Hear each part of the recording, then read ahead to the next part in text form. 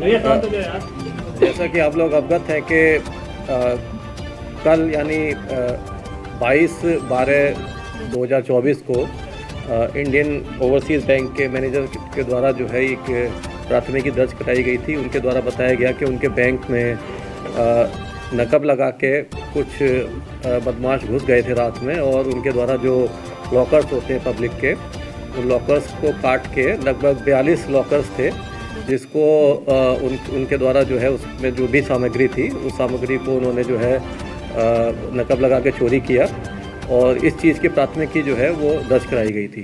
तो हमारी जो डीसीपी ईस्ट की जो टीम है उनके द्वारा, और जो फॉरेंसिक साइंस के हमारे जो इन्वेस्टिगेटर्स हैं उनके द्वारा टीम पूरा बैंक के जो है भ्रमण किया गया। वहाँ किस तरह के क्या मोडस ऑपरेंडी रही, क्या किस तरह के उनके द्वारा इक्विपमेंट्स यूज़ किए गए, सारी चीज़ों पे विशेष का ध्यान दिया गया। और तत्काल ही जो है ये इसमें लगभग 4 टीमें जो हैं वो गठित की गई थी।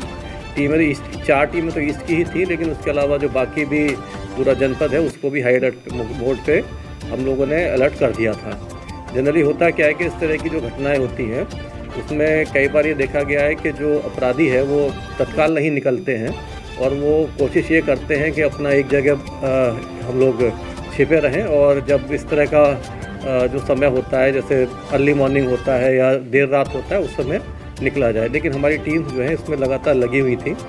तो आज सुबह सवेरे जब जो हमारी चिन्हट एसओ की टीम थी उसको एक मुखबिर ने खबर दी कि 2 गाड़ियों में कुछ लोग हैं, संदिग्ध लोग हैं जो निकलने का प्रयास कर रहे हैं।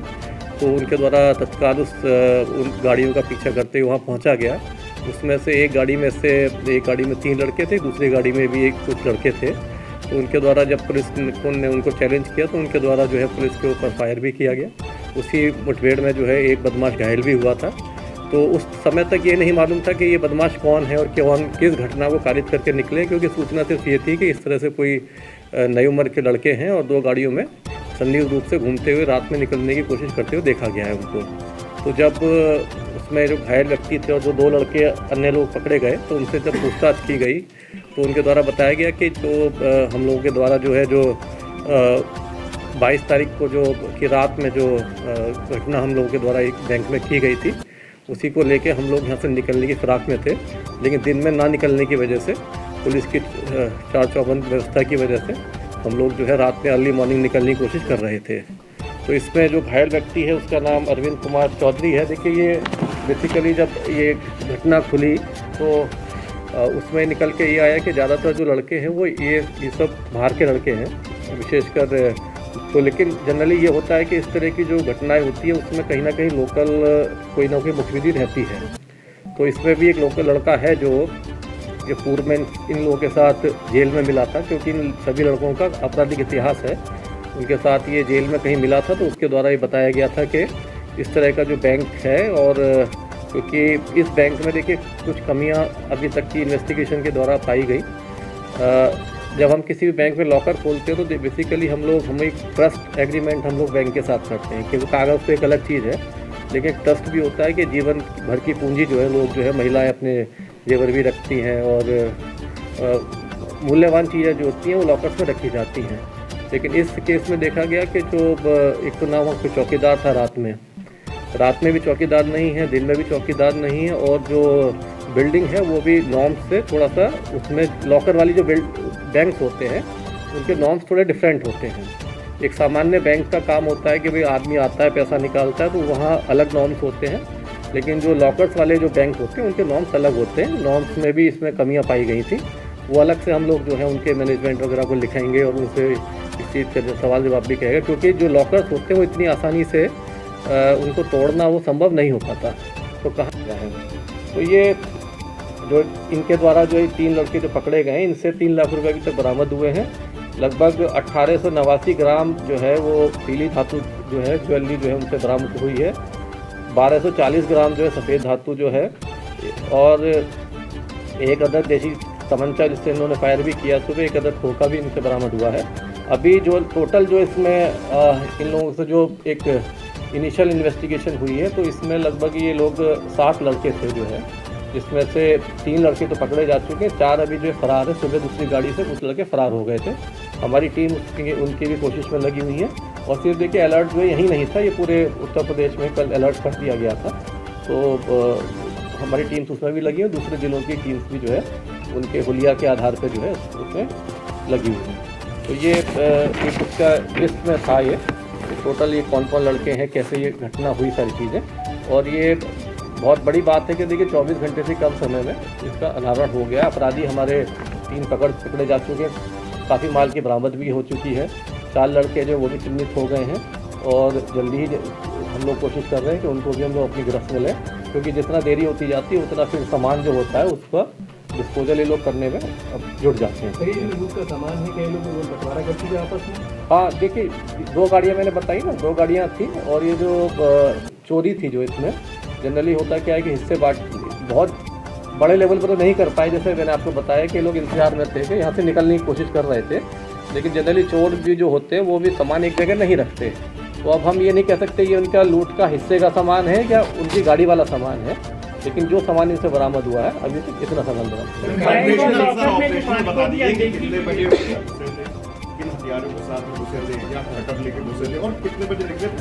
अब देखिए टाइम लाइन तो बताना बड़ा, आप सुबह ये लोग पकड़े गए हैं वो सारा इन्वेस्टिगेशन का पार्ट है। ऑपरेशनल चीज़ें मैं नहीं बता पाऊँगा आपको सारी चीज़ें, लेकिन एक जो मोटी मोटी घटना है, परसों रात ये लोग होते थे, लगभग 4 घंटे के करीब उसमें अंदर रहे लोग जो है। और अर्ली जो रात का समय होता है उसमें ये लोग निकल गए। लगभग 12 बजे के आसपास पुलिस को इस चीज़ के बारे में जो वहाँ के स्थानीय मैनेजर थे उनके द्वारा सूचना दी गई, तब ये टीम सारी एक्टिवेट हुई सारी।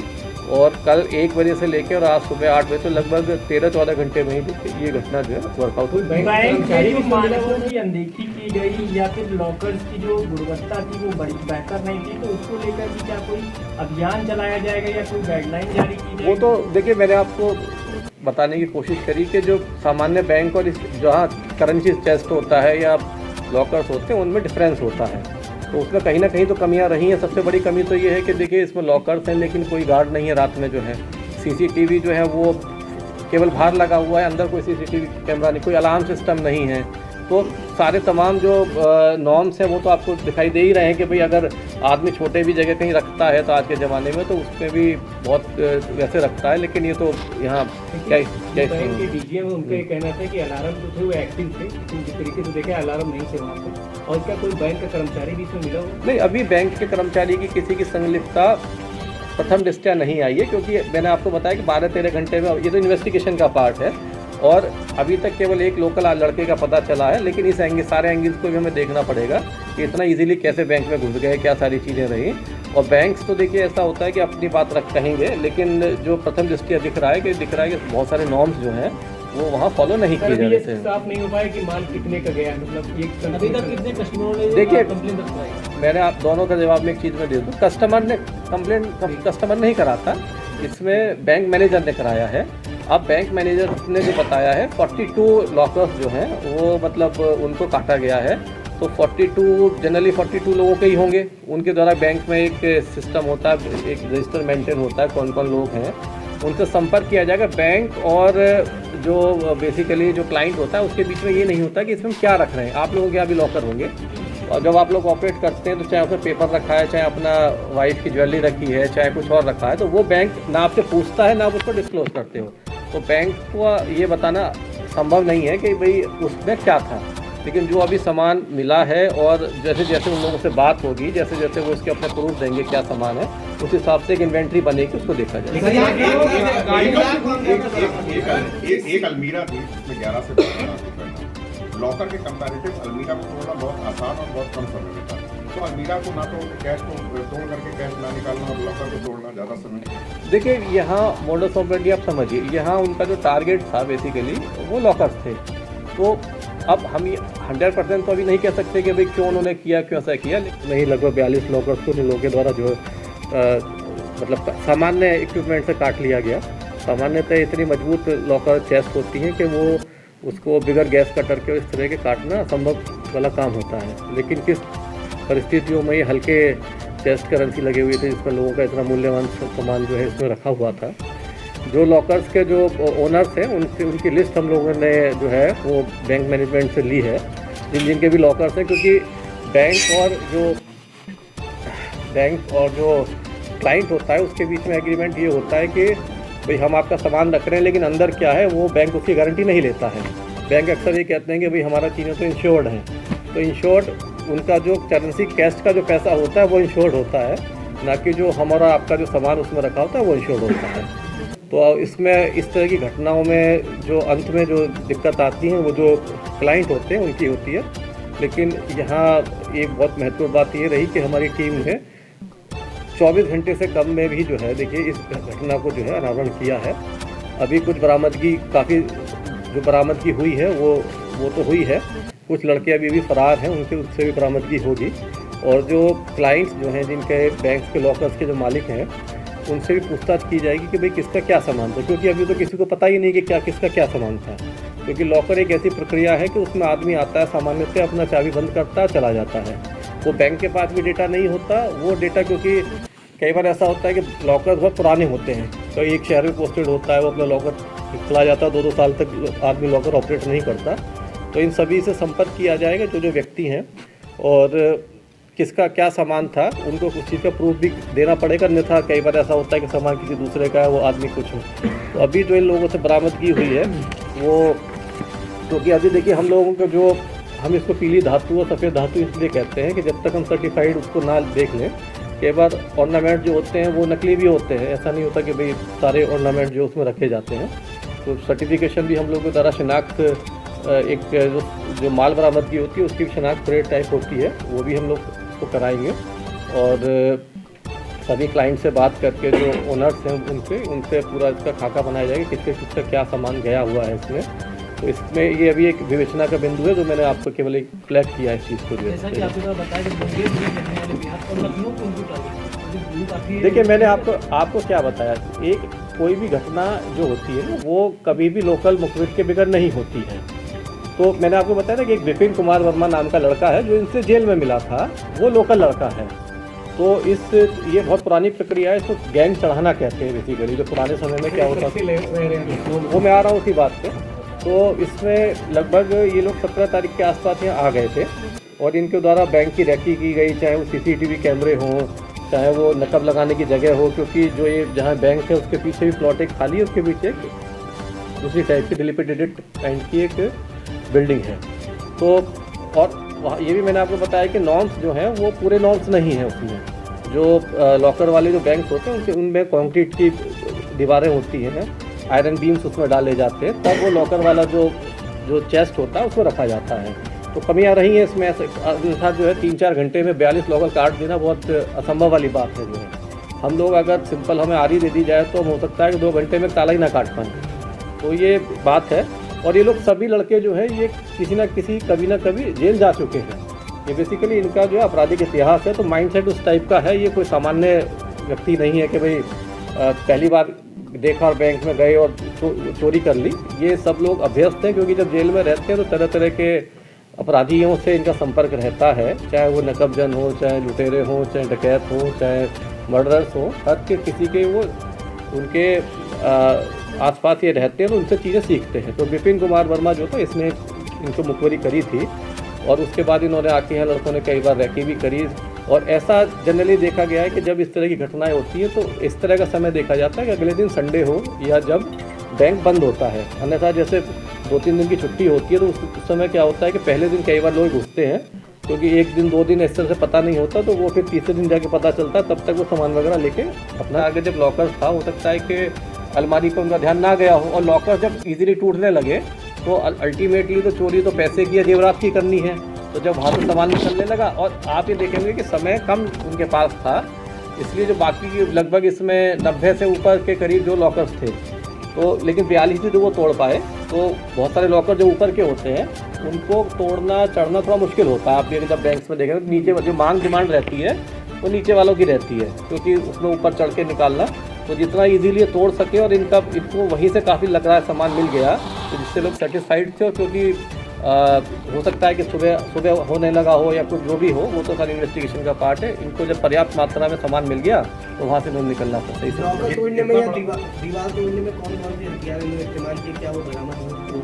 अब टूल्स जो है देखिए, जो अभी लग रहा है वो नॉर्मल टाइप का जो कटर टाइप होते हैं, वो अभी समझ में आ रहा है, अभी वो देखा जाएगा, क्योंकि वो भी मैंने आपको बताया कि जो FSL है जो उसमें इम्पैक्ट होता है, जिस चीज़ से काटा जाता है, चाहे जैसे कोई हत्या होती है तो उसमें आला कत्ल बरामद किया जाता है, इसमें भी कुछ ना कुछ जो इक्विपमेंट यूज़ किए गए हैं अब इनकी निशानदेही में उनको बरामद किया जाएगा और उनका जो इम्पैक्ट है उससे मिलाया जाएगा। वो जो है कंक्लूसिव प्रूफ भी होते हैं, जब कोर्ट में जब प्रोसिक्यूशन के लिए जाएंगे तो ये सारी कंक्लूसिव एविडेंस होते हैं, जब सारी चीज़ें आपस में मिलती हैं तो इम्पैक्ट वाली चीज़ें भी उसमें किया जाए। 8 घंटे से सर ज़्यादा का समय हो गया है कि इन लोगों ने बताया कि अभी तक हम लोग ने ऐसी और चोरियाँ की, क्योंकि बड़ी चोरी है। कानपुर में भी एक ऐसे इंसिडेंट हुआ था, ठीक है, कोई प्रोफेशनल है। देखिए अभी तो ये इनको गिरफ्तार किया गया, अभी इनका रिमांड भी लिया जाएगा, रिमांड लेके बाकी जो लड़के हैं उनसे भी पूछा जाएगा। तो अभी जो है क्योंकि सुबह ही मुठभेड़ हो गई थी इसमें, तो फिर वो हमारी जो है वो दिक्कत ये होती है कि उनको कोर्ट में प्रोड्यूस करना पड़ता है उसी समय अवधि में। तो अभी हम लोग रिमांड लेंगे, बरामदगी और भी करेंगे। किस गाड़ी से आए थे लोग, 4 व्हीलर से आए थे कि 2 व्हीलर से आए थे? उस समय देखिए, उस समय क्योंकि उस समय का कोई फुटेज नहीं है, लेकिन संभवतः ये लोग जो बाइक से जो है आए हैं, ये जो गाड़ियाँ इनके पास हैं, गाड़ियाँ ही तो आज बरामद हुई है, लेकिन उस समय जो अभी तक लग रहा है कि लोग बाइक से हैं, क्योंकि बाइक का जो है इतना शक नहीं होता जितना अगर 4 व्हीलर गाड़ी सामने खड़ी हो। तो सीपी लखनऊ की तरफ से पिछले महीने एक टीम बनाई गई थी, 11 से रात्रि 11 सुबह 6 बजे तक 3 अधिकारी।